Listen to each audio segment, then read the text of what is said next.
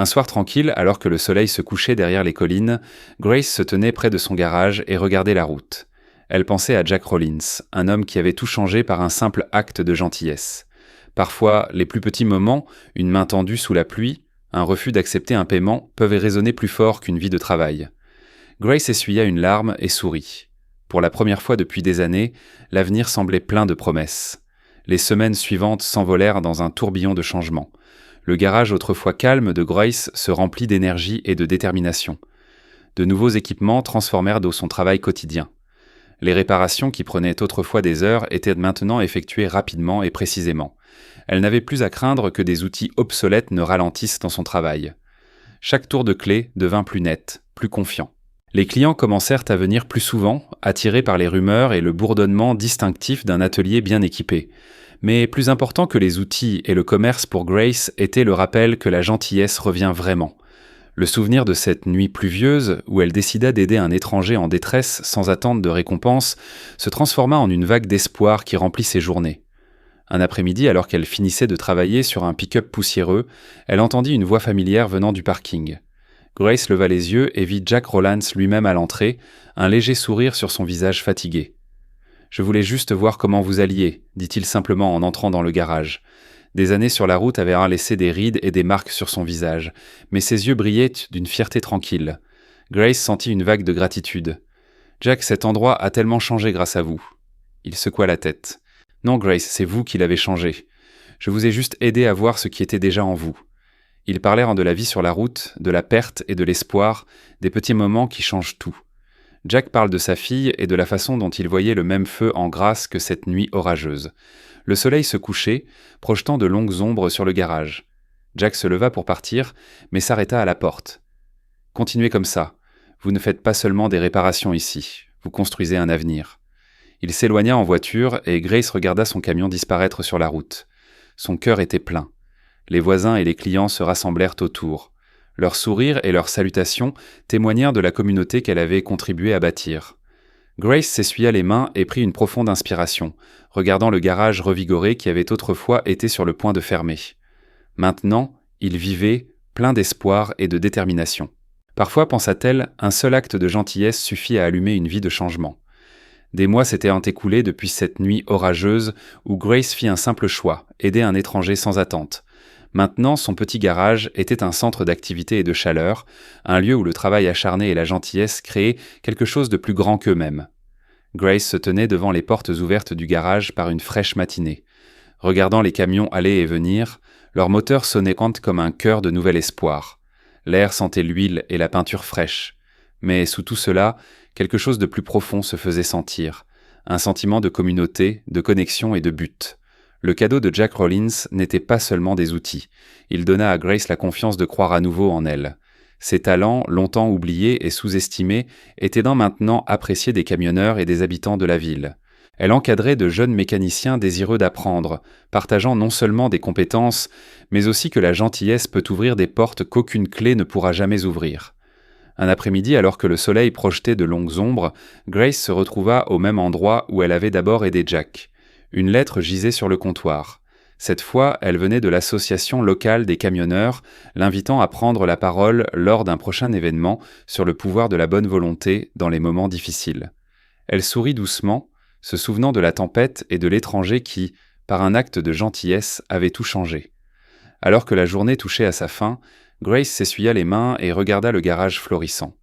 La remorque qui lui avait apporté de nouveaux équipements se tenait à proximité. Un symbole d'un tournant et d'un espoir, né d'une gentillesse inattendue. Grace savait maintenant que parfois les plus petits moments parlent plus fort que des millions d'heures de travail, et la route à venir n'était plus sombre et imprévisible, mais brillante et pleine d'espoir. Peut-être que c'était de la chance, ou que tu l'as encore plus cassé, et il a juste fait une dernière tentative pour démarrer.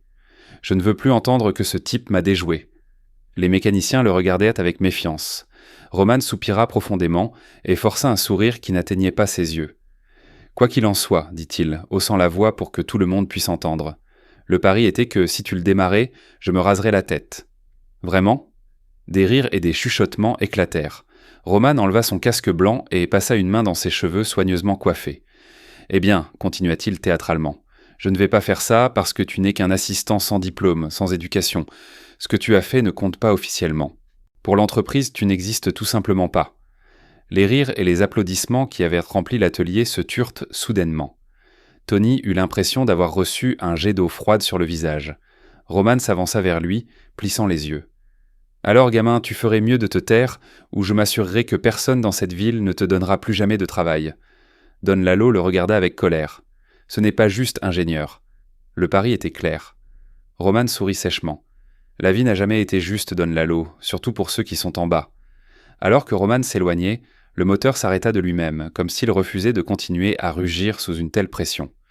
L'atelier tomba dans un profond silence, à l'exception du bruit de la pluie qui continuait de battre sur le toit. Tony baissa les yeux, sentant la petite flamme de fierté qui venait de vaciller en lui s'éteindre à nouveau.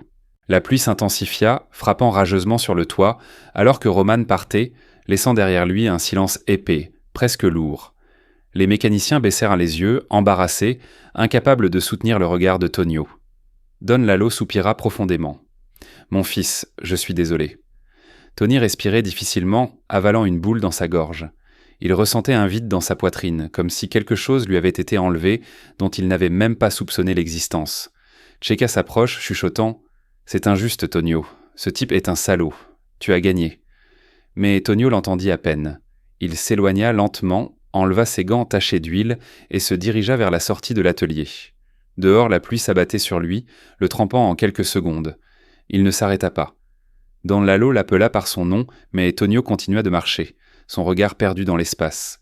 Chaque pas semblait plus lourd, comme si la défaite n'était pas seulement avec Roman, mais avec toute sa vie, qui n'arrêtait pas de lui dire qu'il ne valait pour rien. Il marcha quelques pâtés de maison. L'eau ruisselait sur son visage, se mêlant à des larmes qu'il ne voulait pas admettre. Il passa devant des vitrines où des moteurs rutilants étaient exposés, comme des bijoux inaccessibles pour les gens comme lui.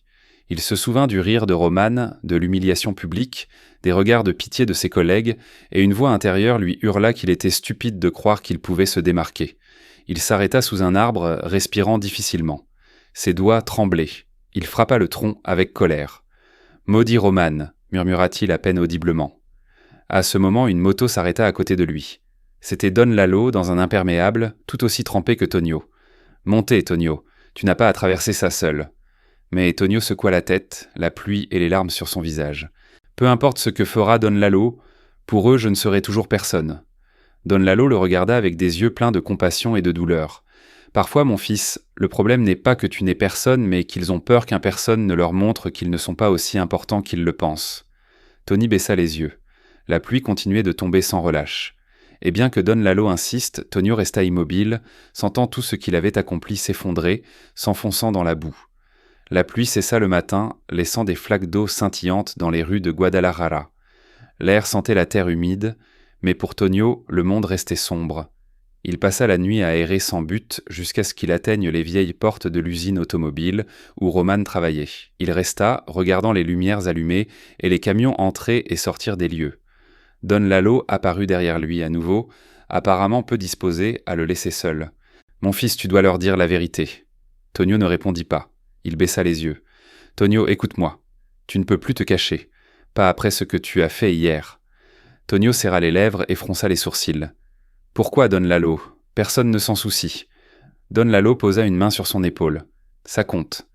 Et si tu ne leur dis pas, je le ferai. » Tony prit une profonde inspiration. Ses yeux étaient rouges de fatigue. Finalement, il murmura « Je ne veux pas retourner dans ce monde. » Don Lalo le regarda fermement. « Ce monde fait partie de toi, gamin. Tu ne peux pas l'effacer. » Et puis Tonio parla. Sa voix n'était presque qu'un murmure. « J'étais ingénieur, Don Lalo, un ingénieur mécanique. J'ai obtenu mon diplôme avec mention à l'université. J'ai travaillé dans cette même usine sous la supervision de Roman. » Don Lalo le regarda comme s'il avait entendu le tonnerre. « Quoi ?» Tonio déglutit. « Il y a 3 ans, Roman m'a accusé de sabotage quand j'ai refusé de couvrir son erreur de production. J'ai été viré, mon nom a été ruiné. Aucune entreprise ne voulait m'embaucher. J'ai perdu ma maison, j'ai tout perdu. » Sa voix se brisa, et il continua. « Ici, je nettoie des pièces parce que tout ce que je sais faire, c'est travailler avec des moteurs. Mais personne ne veut d'un ingénieur saboteur, même si c'est un mensonge. » Don Lalo se tut. Sa poitrine se soulevait et s'abaissait lourdement. Finalement, il murmura « C'est pour ça que tu connaissais le moteur Tektron ? Parce que tu as aidé à le concevoir ?» Tonio hocha la tête, ses yeux remplis de larmes. « Roman s'est attribué tout le mérite de mon travail. Ça a toujours été comme ça et j'ai juste disparu. » Don Lalo passa ses mains sur son visage d'étonnement, puis le regarda directement dans les yeux.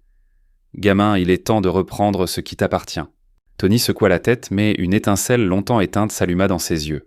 Le soleil venait de commencer à se lever sur Guadalajara lorsque Don Lalo poussa doucement Tonio vers les portes de l'usine automobile. « Plus de fuite, mon fils, dit-il d'une voix ferme. Aujourd'hui, tout se termine. » Tonio prit une profonde inspiration. Son cœur battait si fort qu'il semblait résonner dans ses oreilles. Il portait toujours sa salopette tachée d'huile, ressemblant à un assistant, pas à un ingénieur. Mais quelque chose dans son regard avait changé. Quand il entra, les gardes essayèrent de l'arrêter. Don Lalo dit d'un ton sévère « Laissez-le passer. Il va voir l'ingénieur Roman. » Dans l'atelier, les machines et les convoyeurs cliquetaient. Roman donnait des ordres dans son casque blanc brillant quand il vit Tonio. « Toi » s'exclama-t-il en pointant du doigt. « Qu'est-ce que tu fais ici ? Sors avant que j'appelle la sécurité. » Tony soutint son regard, cette fois sans détourner les yeux. « Je ne partirai pas. Tu dois dire la vérité, Roman. » Roman rit, mais son rire semblait plus forcé qu'avant. « La vérité ? Quelle vérité, idiot ? Tu n'es personne. » Don Lalo éleva la voix, attirant l'attention des ouvriers. « Cet homme est un ingénieur. Il travaillait ici, avant que tu ne gâches tout avec tes fausses accusations. Il a conçu le Tecton. » Un silence soudain tomba. Plusieurs têtes se tournèrent vers Tonio, surpris. Roman devint rouge comme une tomate. « Mensonge. Ce type est un saboteur. Ne le croyez pas. » Tonio prit une profonde inspiration et, d'une voix ferme, commença à énumérer les détails techniques du moteur. Paramètres exacts, défauts de calibration connus, code de développement interne. Seul un ingénieur impliqué pouvait savoir cela. Il parla de plans, d'ajustements et d'améliorations que personne d'autre ne comprenait. Les ingénieurs présents échangèrent des regards, étonnés. L'un d'eux s'avança. « Tout ce qu'il dit correspond au rapport confidentiel. Qui êtes-vous vraiment ?» Roman commença à transpirer. « Il invente, il veut me détruire. » Tonio le regarda, les yeux pleins de douleur et de dignité. « Inventer ? Tu sais très bien que ce n'est pas vrai. Tu m'as accusé pour cacher ton erreur de fabrication. Tu as ruiné ma vie, Roman. » Roman essaya de répondre, mais les mots restèrent coincés dans sa gorge. Un autre ingénieur s'approcha et murmura « Si c'est vrai, Roman, c'est très grave. » Roman hésita et recula, marmonnant quelque chose. Mais Don Lalo déclara fermement « La différence, Roman, c'est que tu peux voler le travail d'un homme, mais pas son talent. » Le rugissement des machines se mêla au murmure croissant des conversations. La vérité éclatait, et pour la première fois, Roman ne semblait plus aussi puissant. Les bureaux de l'usine automobile se remplirent de chuchotements et de pas pressés.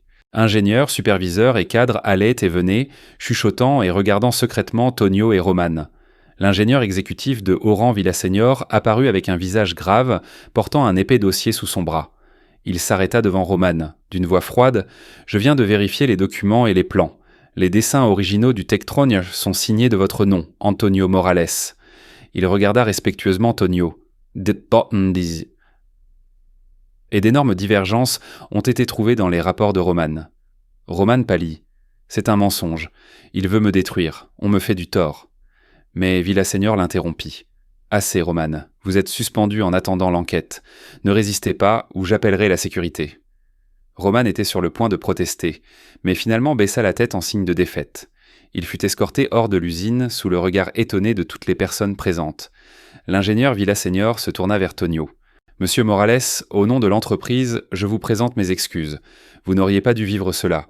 Nous voulons que vous retrouviez le poste que vous méritez. » Don Lalo, qui avait observé depuis un coin, s'approcha les yeux remplis de larmes. « Je te l'avais dit, mon fils, tu ne peux pas éteindre ce qui est en toi. » Il le tapota légèrement sur la poitrine.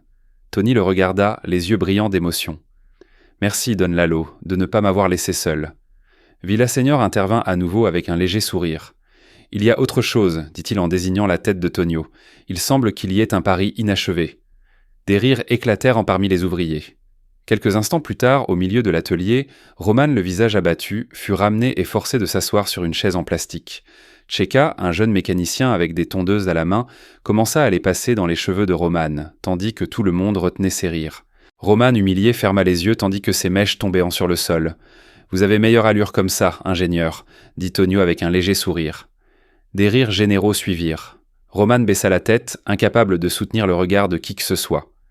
Plus tard, sous le soleil éclatant, Tonio marcha dans l'atelier, dans une chemise propre et un casque d'ingénieur.